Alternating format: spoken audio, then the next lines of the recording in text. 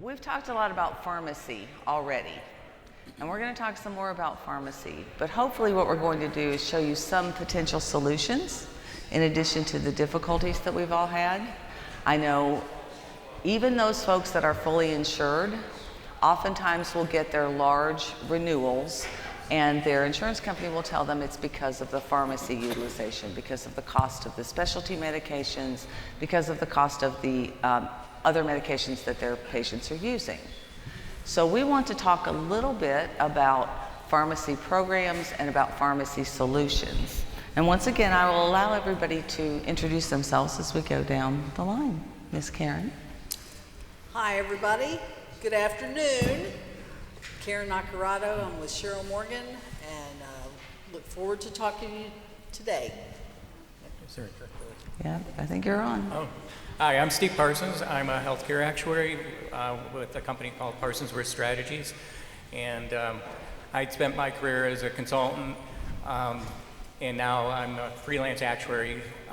My goal is to help share my insights and advice to clear the noise in healthcare, and PBMs and pharmacy is always top of my list.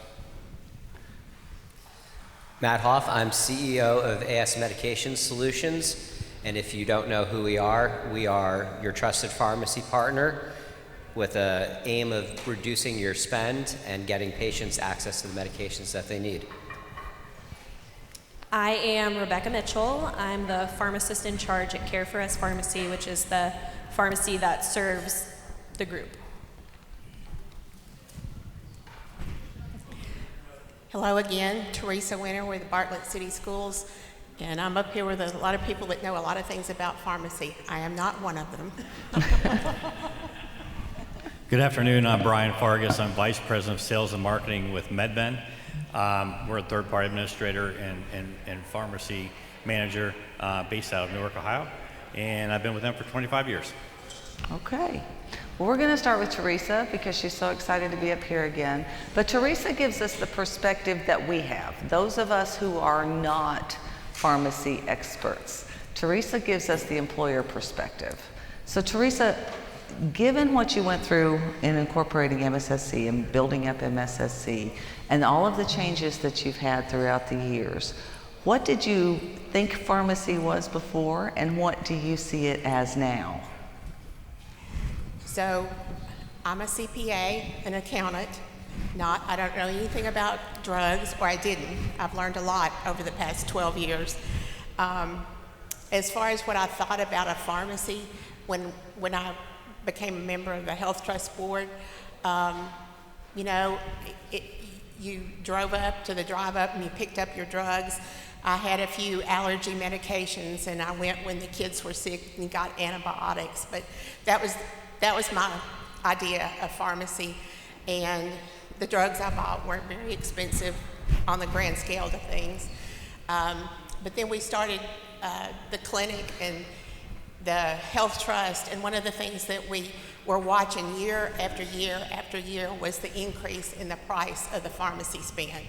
With all of the things that we had done, actions that we had taken, we had our medical spend somewhat under control, but pharmacy was just exponentially growing. And one of the things that I saw first that was just eye-opening to me was the cost of some of these specialty drugs that a lot of our employees were using, and just how much it was costing the health trust for some of those drugs. And we knew that we had to do something to get that under control. Okay. Well, and Steve, from your perspective as an actuary, when you're evaluating a health plan, what do you see are the pitfalls that folks have in their health plan, and what recommendations would you give to solve those problems? At first I thought this was a trick question, because I would start with four top problems is CVS, Caremark, ESI, Carilion, I always butcher that one, and Optum. The big four PBMs are problematic for me. So when I'm brought in, in this stage of my career now as freelance actuary, I'm often brought in when a plan sponsor is struggling with their plan, the broker or consultant will engage me as the actuary to help them figure it out. And my first top of my list is the PBM. And while I was joking about the top 4 reasons, my top advice, or my number 1 advice, is switching from one of those 4 PBMs to a PBM that is more transparent and flexible, because contract terms matter. Just in getting the right contract terms in place for your PBM could be a 5 to 10% savings alone. Not agreeing that a generic's always a generic, and agreeing that a brand is a brand, and not manipulating the classification of a drug just to get the rebate. Is just one example. The other areas that I see problematic is often plan sponsors are chasing rebates, and I will tell my clients that rebates are bad for your health. They're being generated by high-cost drugs. My favorite example was a cream that my wife was getting filled at a pharmacy, and the tech said, well, do you want it to run it through your plan? It will cost you $300. But if you use GoodRx, it will cost $40. And immediately when she shared that with me, I was like, well, that's ESI manipulating the classification of that drug, charge $300 to get the rebate, to net it down lower. So rebates, and then certainly, you heard us talk about, or the prior speakers talk about prior authorization. Often those big 4 PBMs it's more of a speed bump. So, getting a PBM in there that has pharmacists engaged in mining the data and having tighter prior authorization. Okay, thank you. And Brian, as a TPA, oftentimes you will get a new client in that has their program set up the way it is set up. What kind of downstream problems do you see if they're not managing their medications effectively? It's a good question, and we see it all the time, especially with new clients that come on board.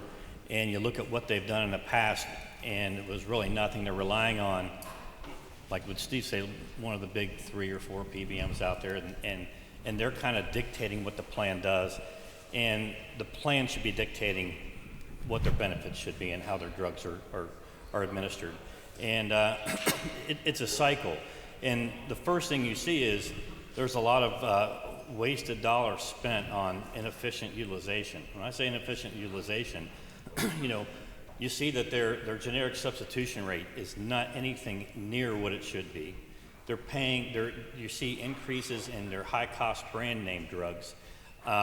And then you see specialty utilization, and now the biosimilar utilizations creep up. I'm just looking at probably less than 10 years ago, specialty drug spend was 25% of plan costs. Now it's, like Alan said earlier, 50, 60, we've seen 65% of plan costs on specialty drugs. So you see a lot of wasted dollars because of the PBM contract that they're dealing with.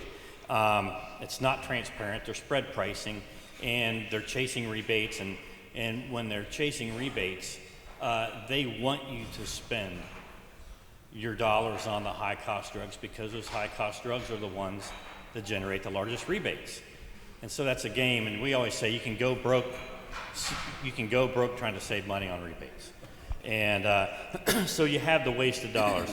But when you have that, what's the employer reaction when your drug spend is way too high because you have that?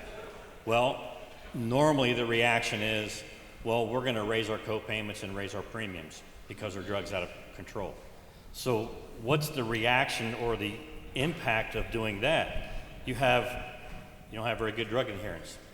So you have members that aren't taking the drugs when they're supposed to be taking drugs because they either can't afford it or other factors. And so what's the effect of that? So you're going to have poor chronic condition management, which is going to lead to higher ER costs, higher medical costs, higher inpatient costs that are really unnecessary.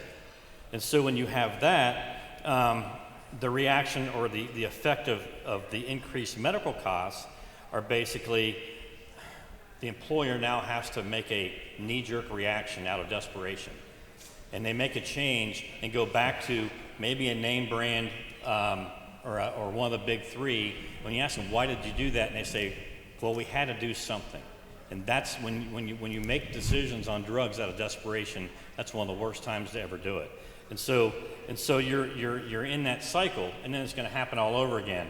But the one thing, when you have a poorly managed pharmacy program and you're relying on some of these big three carriers, that they want you to take the big name brand drugs because they're making money off of that. And now you're facing these days regulatory issues. You know, as a self-funded plan, you're a fiduciary of that plan as an employer, and you have to make sure that you're spending plan dollars the way they should be in an economical way, and making sure you're paying a fair price for what they're getting. And I'm not sure, you know, if you guys have read in the news in the last couple of years. I mean, employees are suing plans because of that, and so that's kind of the downstream impact we see on poorly managed plans. Okay. Just because you are so knowledgeable about this, can you give us the kindergarten explanation version of what spread pricing and chasing rebates, what that actually is? So spread pricing can be that basically the PBM is charging the employer more than what they reimburse the pharmacy for. Steve, is that probably the best, easiest way to look at it? And then rebate money.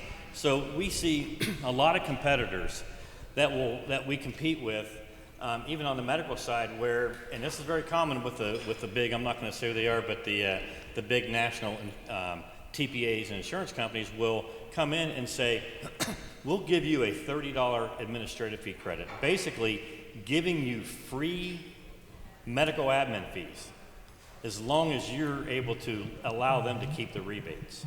Now think about that. They have to make that money up somewhere, and if they're giving you a credit of $30 on admin fees for them to keep the rebates, what do you think their goal is? Do you think they're going to manage that formulary so you can take the lowest net cost in class? Because those drugs that are lowest net cost in class aren't delivering rebates. The generic drugs aren't delivering rebates. The ones that are delivering rebates are the ones that are the most expensive drugs in class. And so they want you to do that. That's why I say going broke, trying to save money on to collect rebates. Or so that's kind of Right. Yeah, thank you. if that makes sense. Well, Rebecca has the interesting position. We talked about MSSC this morning, about the schools in Shelby County, and they have opened their own members-only pharmacy. It's a brick-and-mortar pharmacy that only the members of that health plan can use. There are other members that can get mail-order medications through that pharmacy with the approval of the trust. It is so successful that they're preparing to open their second brick-and-mortar pharmacy in the Memphis area, and Rebecca is the pharmacist in charge of those. So from your perspective, Rebecca, how is it that you think that clinical medication management, the interaction with physicians, and how does that help your plan?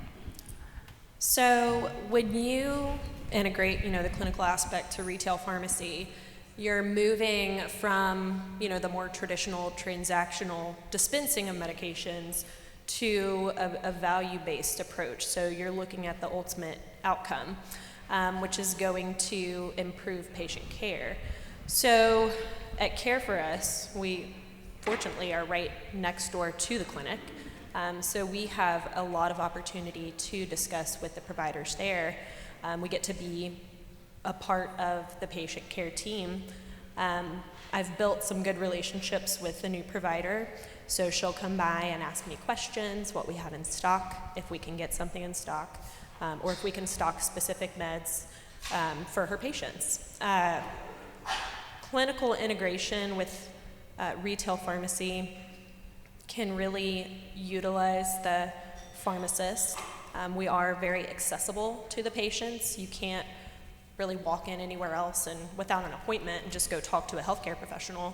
So some examples are, point of care testing, pharmacists can do that, immunizations.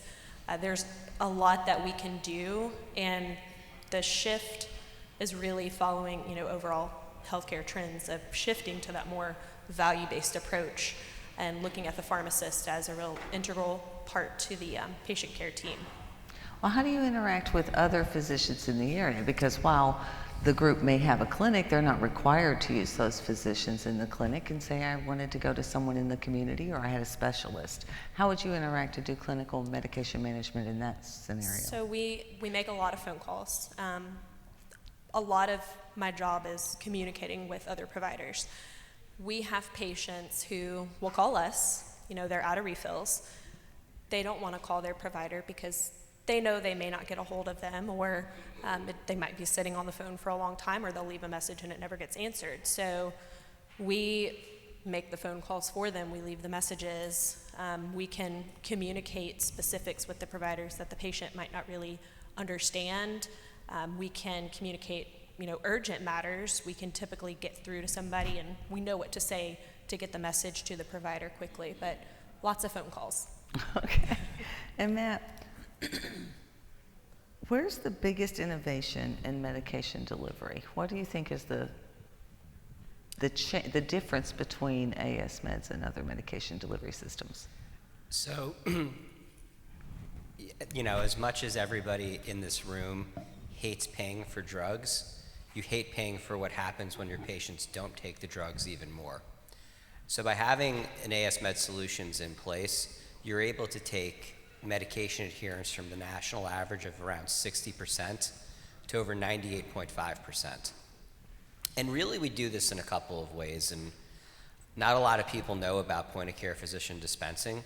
So if I'm ever stuck on an airplane having a conversation or at a kid's birthday party and somebody asks me what we do, I tell them we're the Netflix for pharmacy.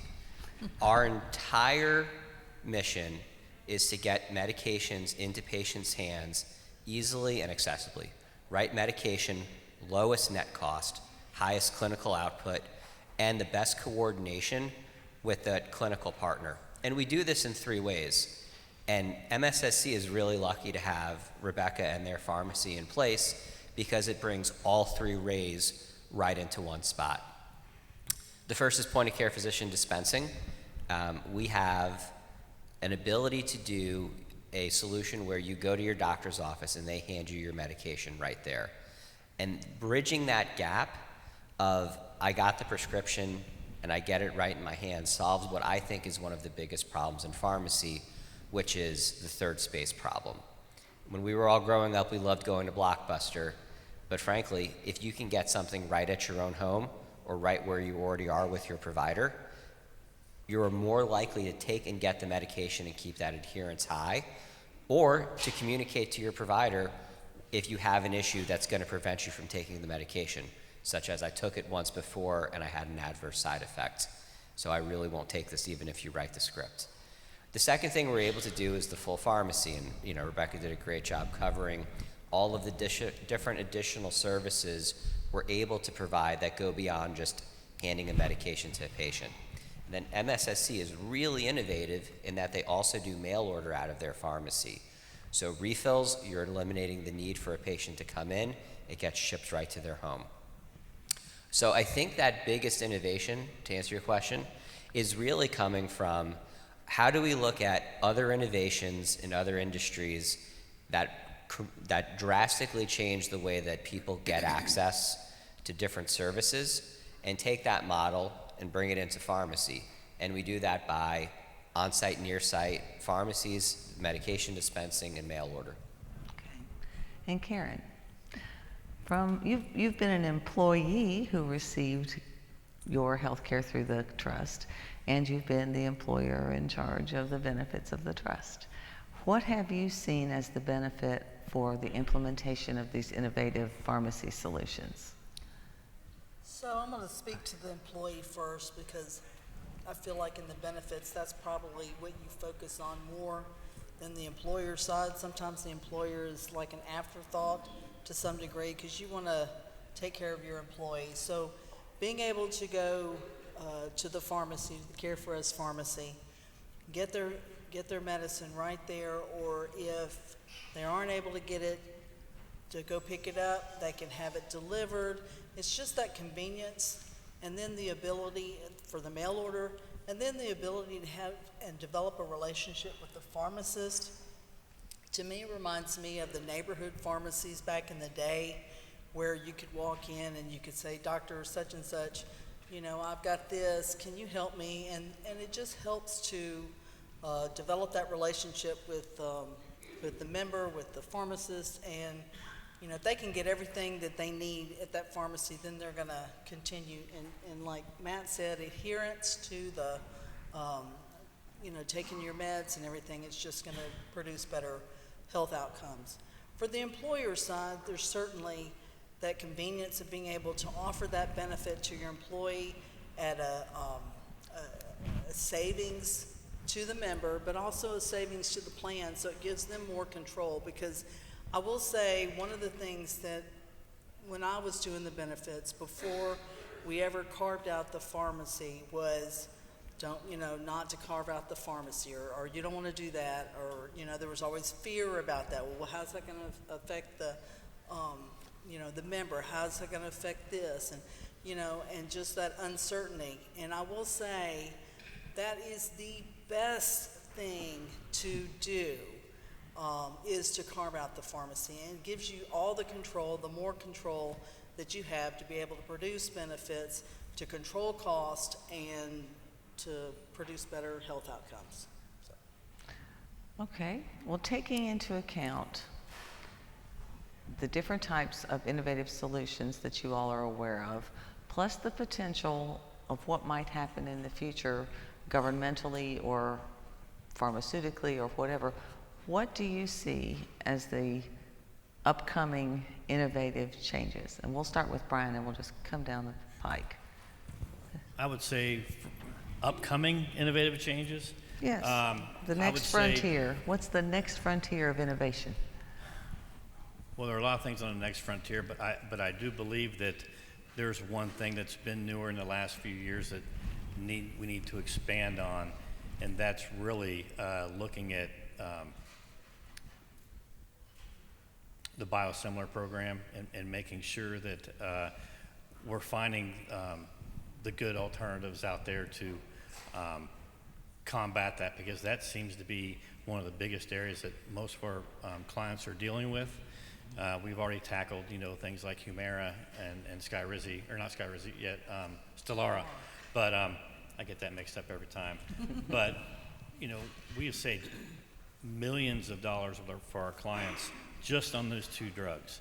And we're looking at others right now, but I would say right now that's the one thing that we still have to double down on and find better alternatives for those. What do you think, Teresa? I don't know. I understand. I don't know either. You know, we depend upon our vendors to guide us in that.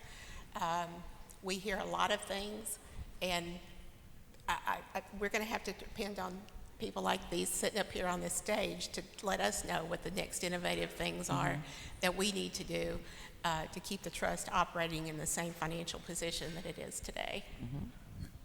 Okay, Rebecca? So with healthcare in general, I think AI is really going to have a big role.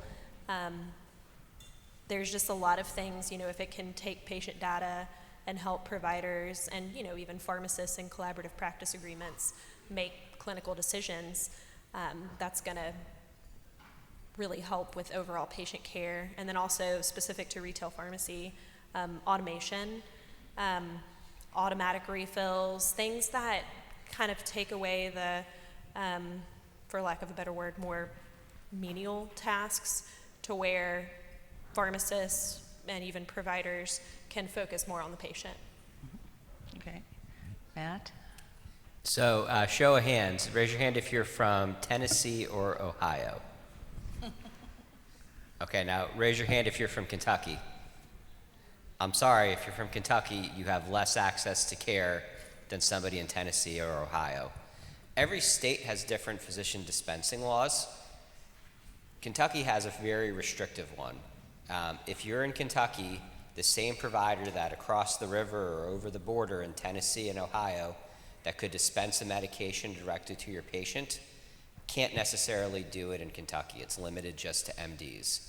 So one of the things that I think is going to change most dramatically in the coming years is the recognition that as pharmacies are closing, patients need access to medication, and a loosening of restrictive physician dispensing laws in states like Kentucky, Georgia, Texas, and Massachusetts.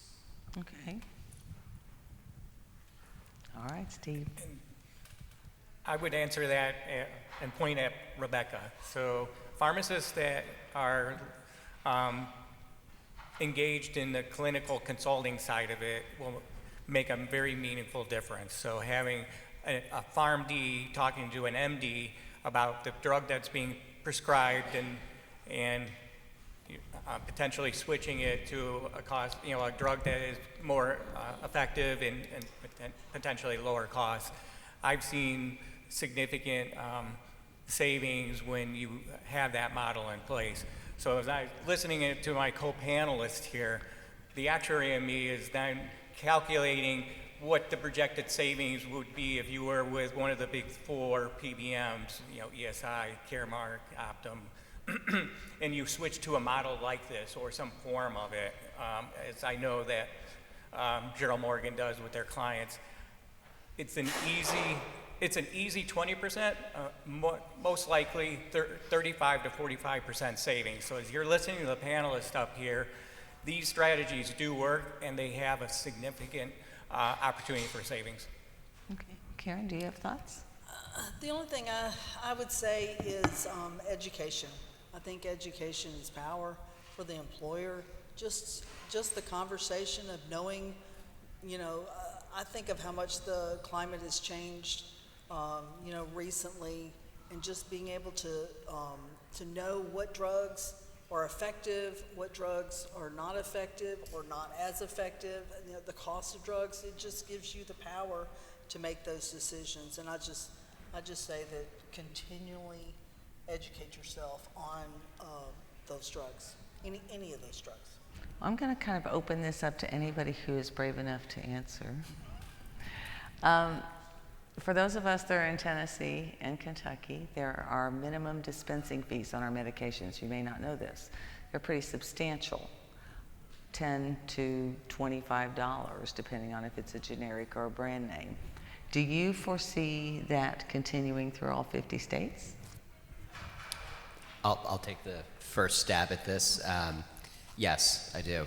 So minimum dispense fees started in Arkansas, and they gradually moved to other states, so West Virginia, and it's right now really concentrated in sort of the Sun Belt, Republican-leaning states, Arkansas being one of the originators of it. But really surprisingly is the third state that passed this was New Mexico, which is bluish purple. Illinois, which is very blue, has the same law working through its way through their legislature right now. Pharmacies can't afford to dispense medications, and their overhead and labor cost of dispensing a prescription in 2018 dollars on a study done by the National Association of Chain Drugstores was $12.95.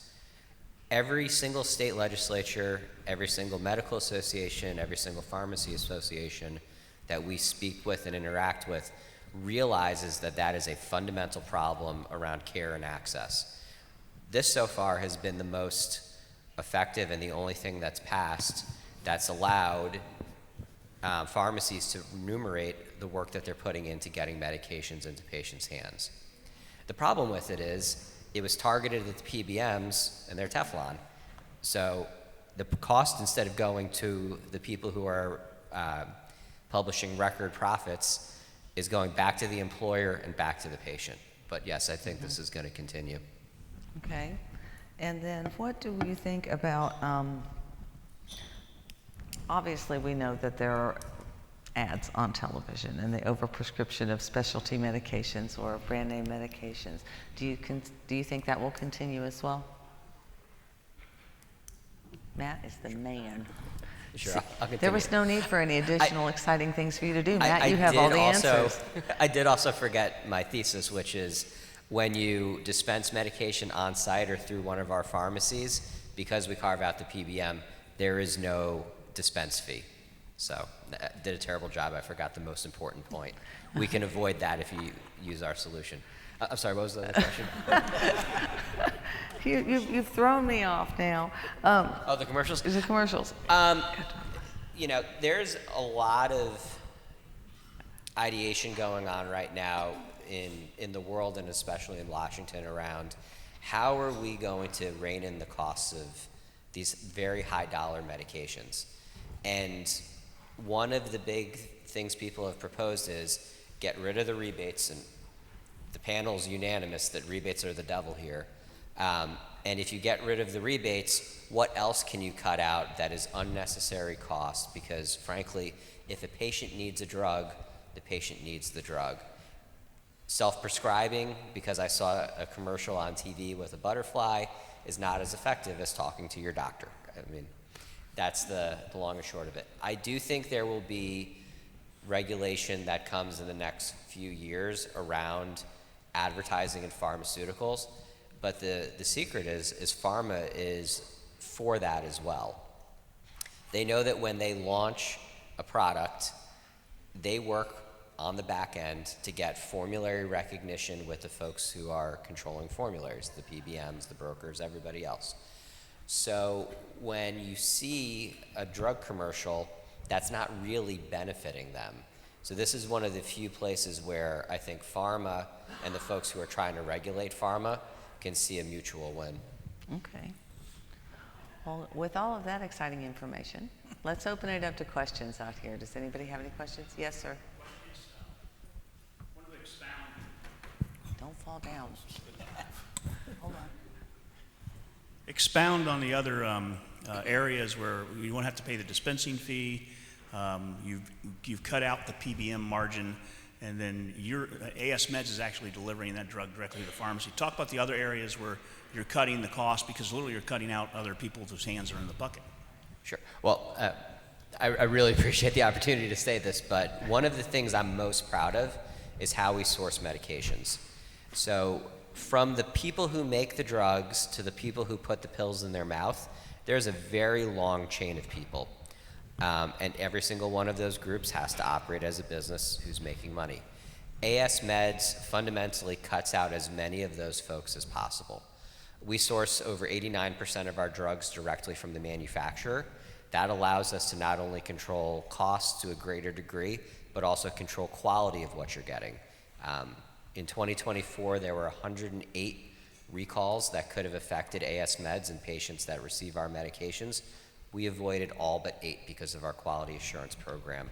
And frankly, those 8 were uncontrollable. Other things we're able to do is cut out wholesalers. We are a wholesaler. We are a repackager. And every single time you're able to eliminate those folks, as well as the pharmacy, as well as a delivery service, as well as even the direct-to-consumer markets like a Hims or Mark Cuban or somebody else like that, that is adding in their additional costs on top of it, you're able to get that lowest cost flowing all the way through. Okay. Other questions? I've got something to Oh, yes. Oh, please add. And don't let that guy stand up and ask a question. Okay. We'll ignore him. Matt doesn't know this, and I'm sitting right next to him, but I was engaged by a consultant to evaluate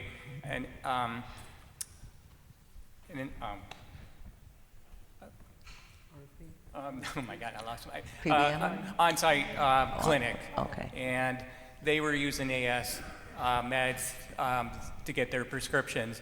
My task that I was asked to do is evaluate the cost of the drugs going through the clinic versus the costs that were going through ESI.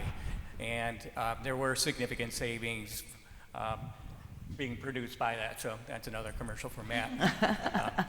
Now, Mark? No, Lori had a question first.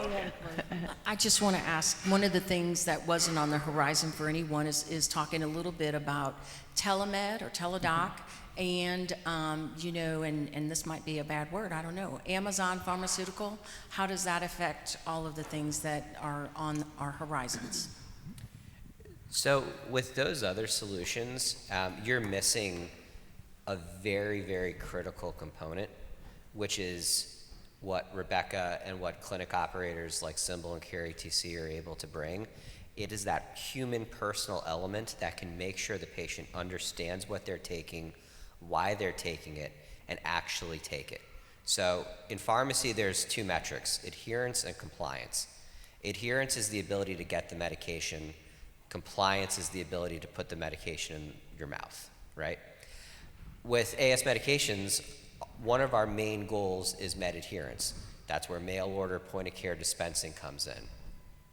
That compliance piece, which to everybody's point is what matters for reducing your overall healthcare cost, that's where the clinic staff, that's where the doctors, that's where Rebecca come in to make sure patients understand what they're taking. When you look at these other direct-to-consumer solutions, they're missing that big component.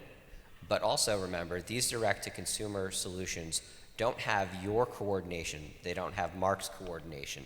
They don't have that coordination that's making a unified, coherent, and cohesive plan benefit that is optimizing the lowest net cost, highest clinically effective medication. It's the Wild West. It's still going off of what ESI or Caremark is going to put up. So you're losing that intelligence that's driving an overall better patient experience and overall cost savings. Other questions? I want to add one thing to what Matt was saying on that.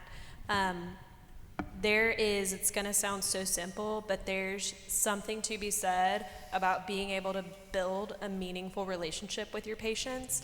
A lot of times with, somebody like Amazon, you may call and be on hold for who knows how long. You might be talking to a robot. But when you call our pharmacy, we answer, we ask how your day is, ask how your kids are, talk about your medication. So there's really something to be said about that. I don't think you're allowed to have a pharmacy panel these days without talking about GLP-1s. Yes. So I know your advice may be stay away, don't cover them, but what if you've got an employer that wants to cover them, not just for diabetic management, but also for weight loss? What would your advice to them be? We are going to have a panel on GLP-1s, just by the way. I can tackle part of that, Yes. And feel free to weigh in if you others want to. But we have groups that decided not to cover GLP-1s. We have some groups that have some serious, real strict requirements to be able to get one. They had to try different medications before they go there, and we have groups that just allow it. And once you allow it, without any type of step therapy or any requirements to do that, it takes off like a wildfire. I'll give you an example. We have a healthcare system that's a client of ours, and they didn't have any restrictions. They didn't think they needed any restrictions. I'll give you a 3-year analysis. The first year, they spent $35,000 on GLP-1 drugs. The second year was about $375,000. The third year, $2.1 million. And they have 1,300 employees on the plan. That's how fast that can take off. Are you seeing any material savings on the med side? Are you seeing any material savings? I'm assuming it's your group. You're seeing any material savings on the med side from the benefits of the GLP-1s? Not yet. Actually, we're not seeing people on the drug long enough, for one, but we have seen some negative impacts on the medical side come up with people that have been on it for quite a long time. So, it's a slippery slope when you add it and you don't, because, some of the effects that they say are going to help out the member, that's really long term, but I'm not sure if some of the short-term side effects are going to be worth it. But I would probably refer to Alan back there on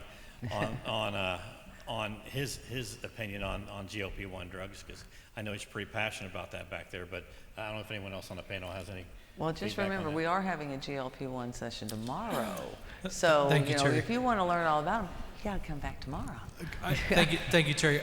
To change gears a little bit, has anyone had any success with building or adding a bricks and mortar pharmacy, employer-sponsored pharmacy, without a clinic, without the carrying costs of a clinic staffing with NPs and physicians, trying to get which day of the week, all the other things that go along with, fun things that go along with clinics. Has anyone just done the pharmacy? And can you? So I can take that one. My first job when I got out of the Army was at Home Depot's corporate headquarters, and they had a pharmacy without a clinic. And even before I entered healthcare, I never quite saw the value of it, because you were missing the most important piece of having a medical home, and that's really what we're trying to build as a home for your patients, which is what that on-site provider can do. I don't really see, and granted, this is a guy who makes money when I build pharmacies, so you can take this as the truth. I really don't see the value in doing it, because that provider is so important to making sure that you're having a good patient experience and to making sure that you are getting the majority of your patients on the most cost-effective medications. Point-of-care dispensing is very effective to cover about 80% of the needs, but that provider-patient interaction goes far beyond what we can do with just having a bricks-and-mortar pharmacy to influence the overall healthcare spend and population health. Hey everyone, my name is Sarek and I'm from TopMD Health. Question for you related to the drugs being shipped to the US, like from Canada and other from the pharmacies next to the US. So, and the medications definitely much cheaper in Canada than it's in the US. So what are your thoughts on the medications being shipped? Thank you. So, per the FDA and per federal regulations, importation programs are illegal. Now, they're very common. In fact, Florida has state regulations that sort of contradict the regulations that the FDA and the federal government have put out. What we're starting to see, because we do keep a very close eye on it, is that with the changes in de minimis shipping fees that used to allow these medications to be imported without any customs or tax, they're now starting to get more regulated and clamped down on. Trade wars put these programs at a lot of risk. I think there's other solutions out there, and to Cheryl Morgan's credit, they have been one of the most innovative folks that we've seen in exploring these solutions with us that can have just as much savings without that level of risk. But the simple fact of the matter is they operate under the assumption that there's going to be a foreign government that's turning a blind eye to it, a foreign business partner that's willing to participate in it, a US government official that's willing to turn a blind eye to it, and a customs environment that allows this to happen without flying under or without falling above the radar. So they work, and when they do work, it's fantastic, and I would never begrudge anybody who's making a significant amount of savings of getting patients medications, provided that they're coming from an EU, Canadian, or another country whose drug regulatory body has similar standards to the US. If you go to some countries that don't have these harsh regulations or strict regulations around pharmaceuticals, you're running a safety risk. But the environment right now, it's not as great as it was a couple of years ago for it. Okay, and we are out of time. And I would thank you all for joining us. Again, these folks will be around if you'd like to speak with them. I'm sure they will be glad to talk with you all. So thank you for having us. And our next group will be up in just a moment.